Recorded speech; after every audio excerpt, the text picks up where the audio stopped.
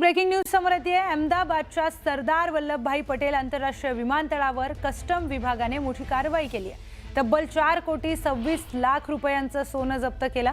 दुबईहून आलेल्या इंडिगो विमानाच्या तपासणीमध्ये फ्रंट लॅबोरेटरीतील स्पीकर बॉक्समध्ये लपून ठेवलेले 2 संशयास्पद पॅकेट सापडले।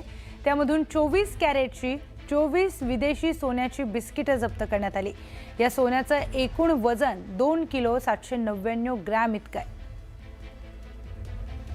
तर एक मोठी बातमी समोर येते। श्री क्षेत्र भीमाशंकर येथील अधिकृत शासकीय कार्यक्रमात मुख्यमंत्री देवेंद्र फडणवीस यांच्या एका विधानाने राजकीय वर्तुळामध्ये खळबळ उडाली आहे। ठाकरेंच्या शिवसेनेचे पुणे जिल्ह्यातील एकमेव आमदार बाबाजी काळे यांच्यावरून नव्या राजकीय चर्चांना उधाण आलंय। दिलीप वळसे पाटील यांनी आमदारांसोबत फोटो काढण्याचा आग्रह धरला होता। यावेळी मुख्यमंत्र्यांनी फोटोही काढलाय। फोटो काढताना बाबाजींना आम्ही एक प्रपोजल दिल्याचं विधान मुख्यमंत्र्यांनी केलंय। मुख्यमंत्र्यांच्या याच वक्तव्यानं राजकीय चर्चांना जोरदार उधाण आलंय।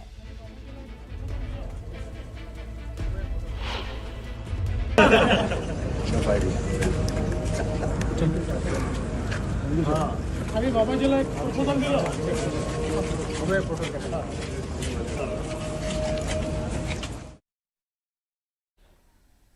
यानंतरची एक मोठी बातमी पुण्यातून आहे। पुण्यामध्ये एका शोकसभेवरून नाटकप्रेमी पुणेकरांचा संताप पाहायला मिळालाय।